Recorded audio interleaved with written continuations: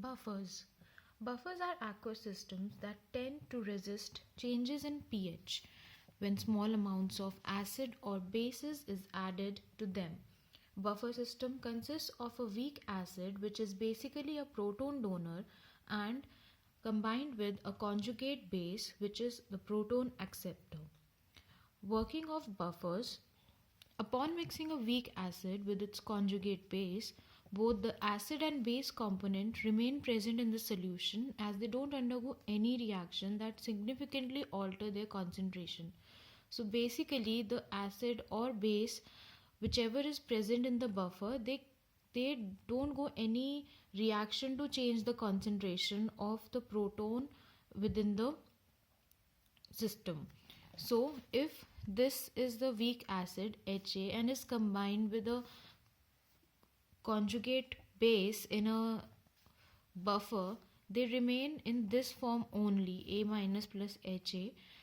They may react with each other, but simply the change of places takes place and the concentration of any proton doesn't change in the solution. The concentration of weak acid and conjugate base in water remains high since they rarely react with the water molecule. So, in a buffer, if we add a strong base, what will happen is that upon addition of a strong base, the strong base ionizes quickly in water into its component. Let's say a strong base is AOH. So, when we add it in water, it will ionize into its ions very quickly, that is A positive, and the hydroxide ion OH negative. So because it has ionized, the buffer which is present, weak acid from the buffer will give up its H positive ion and will react with this particular OH from the strong base and they will produce water molecule. So let's say this is the weak acid of our buffer and it reacts with the ionized hydroxide ion which came from our strong base which we added to the buffer, and what happens is this proton plus OH gives water and this A minus remains in the solution. So upon adding the strong base, the added OH negative gets consumed by the reaction and hence the buffer's pH doesn't change or it changes very slightly. Now what happens when we add a strong acid to the buffer? Strong acid, let's say our strong acid is HB, H proton and B minus from the negative side.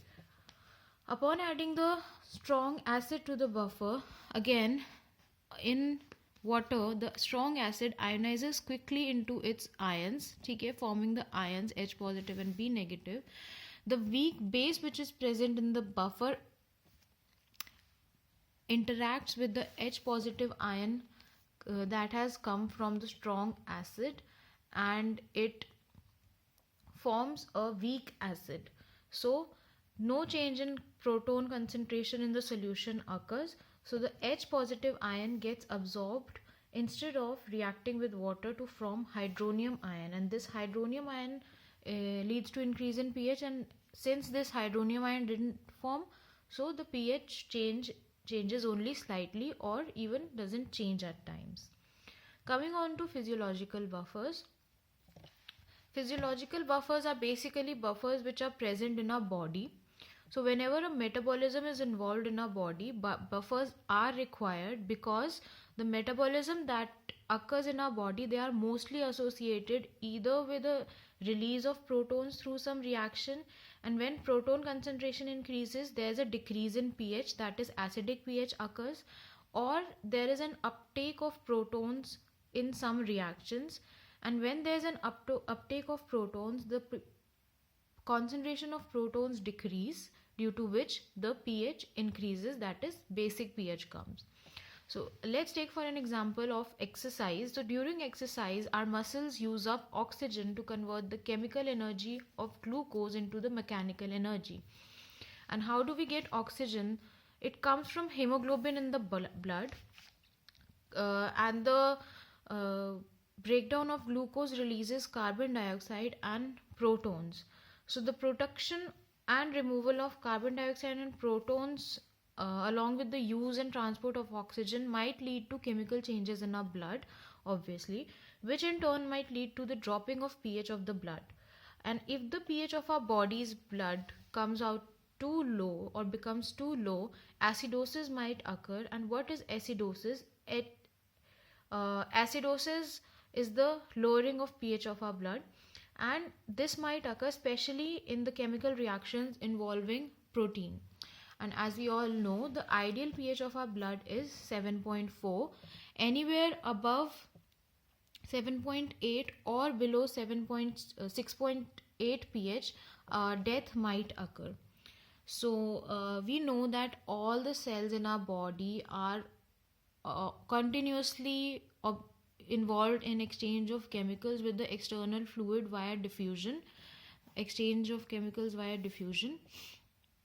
through the membrane channels, and due to this the concentration gradient might change, leading to the chemical changes in the chemical composition of our blood. So we need to maintain the pH of our blood so as to maintain the metabolism in its right form and also for survival. So the kidneys and lungs are the two organs which work together to maintain the blood pH of 7.4. They maintain the blood pH of 7.4, and how do they do it is by removing the carbon dioxide and ions like hydrogen and bicarbonate ions. Lungs specifically, they are used to correct the medium term changes in the extracellular fluid positive ion concentration by modulating the rate at which the volatile acid CO2 is eliminated. So lungs modulate the rate of elimination of carbon dioxide, due to which the hydrogen ion concentration in the extracellular fluid is maintained. So what is extracellular fluid? The extracellular fluid is basically the fluid which is present outside of the cells in the body cavities. Okay, so physiological buffers. What exactly are physiological buffers? Physiological buffers are the chemicals used by the body to prevent sudden rapid changes in the fluid pH of our body. The chemicals which are used by the body to prevent sudden rapid changes in the pH of a fluid. So these are the physical buffers. Basically, whatever fluid is present in our body, the chemicals which prevent the pH changes in that fluid are the physiological buffers, and their pK values are near to the normal blood pH. The pK values are near to the normal blood pH, and it ranges from 7.37 to 7.42. The primary buffers of extracellular fluid involve inorganic phosphate with a pK value of 6.8 and bicarbonate with a pK value of 6.1. And the buffers which are dominant in our body are bicarbonate buffers, phosphate buffers, and protein buffers. So what are the factors which are involved in choosing a buffer for a particular biological reaction? The factors involved are temperature, desired pH, toxicity to the system, and interaction of the buffer with other biological components. Now coming on to the buffers which are dominant in human body, the first one is the bicarbonate buffer, and it is one of the most important buffers to maintain the acid basis balance in blood. And this is the carbonic acid and bicarbonate buffer. We also call them the bicarbonate buffers. So the pH of bicarbonate buffer in the system will depend on the concentration of bicarbonate and the bicarbonate ion. The bicarbonate in this case is the proton donor, while the bicarbonate ion is the proton acceptor. So how this buffer works is, the concentration of carbonate will depend on the concentration of dissolved carbon dioxide, and the concentration of dissolved carbon dioxide will in turn depend on the partial pressure of carbon dioxide gas or the concentration of carbon dioxide in gas phase. Okay, so the pH of the bicarbonate buffer exposed to gas is determined by two ways. first, the concentration of the bicarbonate ion in aqueous phase, whatever the concentration is in aqueous phase, and second, the partial pressure of carbon dioxide in the gaseous phase. So these are the two ways in which we determine the pH of our bicarbonate buffer, and this pH is around 7.4, which basically is near to the pH of our blood. And the reason behind this is that the bicarbonate present in the blood plasma is in equilibrium with the reserve capacity of carbon dioxide in the airspace of lung. So since both of these, the blood plasma bicarbonate and the carbon dioxide residual capacity of carbon dioxide air in lungs, they both are in equilibrium. Due to this reason, the pH of our bicarbonate buffer is near 7.4, which is very necessary. So this is the reaction which takes place. Hydrogen ion in aqueous phase reacts with bicarbonate ion in aqueous phase and forms bicarbonate, hydrogen bicarbonate in aqueous phase. These both reactions are in equilibrium, wherein the hydrogen bicarbonate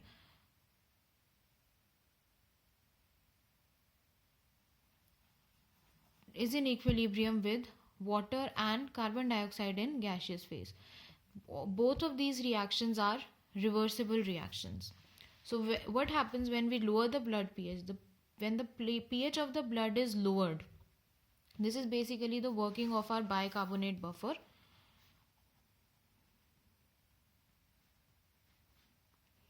Like, how does the bicarbonate buffer maintain the pH of our blood? So what happens is, when the pH of our blood is lowered, we know that H positive ion is added to the blood, and when this passes through the tissues, the concentration of bicarbonate is increased, and due to the increase in concentration of bicarbonate, the concentration of carbon dioxide in blood also increases. And when the concentration of carbon dioxide in blood increases, that increases the partial pressure of CO2 in the air space of lungs, and by this the pH of the blood is brought down to the normal value. And when the pH of the blood is raised, the hydrogen ions are lowered in concentration, due to which H2CO3, which is hydrogen carbonate, it dissociates into its component ions, which is hydrogen ion and bicarbonate ion, and due to this the carbon dioxide gas from the lungs dissolves in blood plasma. Matlab, more carbon dioxide gas dissolves in the blood plasma and the pH is brought back to normal. So the rate of respiration or breathing, the rate of inhaling and exhaling adjusts the equilibria to keep the blood pH nearly constant. So the phosphate buffer is a buffer in the internal cell fluid. So it maintains the pH of the internal cell fluids, and this consists of phosphoric acid H3PO4, which is in equilibrium with dihydrogen phosphate ion, which is H2PO4 minus and H positive ion. So in case of phosphate buffer, the dihydrogen phosphate ion is the proton donor, while the hydrogen phosphate ion is the proton acceptor. Phosphoric acid, the dihydrogen phosphate ion from the phosphoric acid is broken down into its component ions, which is the proton and hydrogen phosphate. It is maximally effective at pH close to its pKa value of 6.8, the phosphate buffer basically, and it tends to resist the change range to between about 5.9 and 7.9. So this is the range in between which the phosphate buffer actually acts. And the effective buffer in biological fluids and extracellular fluids is the phosphate buffer. Within the cytoplasmic compartment, the pH of this buffer is between 6.9 to 7.4. The pKa value of this phosphate buffer of 6.8 allows the phosphate to function within its optimal buffering range at our physiological pH, which is 7.4. And the phosphate buffer plays a minor role in blood because the phosphoric acid and dihydrogen phosphate are found in very low concentration in blood. So basically the major role played by the buffer in blood is the bicarbonate buffer. Next is the protein buffer. Protein buffer provides or maintains the pH in the cells and tissues, and it is mainly composed of amino acids. Those amino acids which contain functional groups that act as weak acid and bases when there are sharp changes in pH in order to stabilize the pH within the body. So basically the weak acidic and weakly basic amino acids are there in this protein buffer. Proteins themselves act as buffer. The main buffering site for proteins are cells and tissue, and in blood they act as buffer by consuming H positive ion, which are produced due to the dissociation of carbonic acid into hydrogen bicarbonate. Amino acids, they consist of 4 groups. We know that: carboxyl group, amino group, hydrogen atom, and one alkyl group, or the side chain, which we alkyl or aromatic depending on the kind of amino acid which is there. So the carboxyl group and the amino group, they both help in maintaining the pH of the protein buffer, and these two act as buffer for the acidic and basic conditions by donating the H positive ion or by taking the proton, accepting the proton depending on the pH. At near neutral pH, the carbonyl group is COO minus in the form of COO minus ionic form instead of COH, and the amino group is in the form of NH4 positive instead of NH3. Hemoglobin also acts as a pH buffer in blood. It can reversibly bind either H positive to the proton or O2 to the iron of heme group. And the hemoglobin helps to control pH of blood during exercises by binding some of the excess protons that are generated in our muscles. So that was about buffers. Thank you.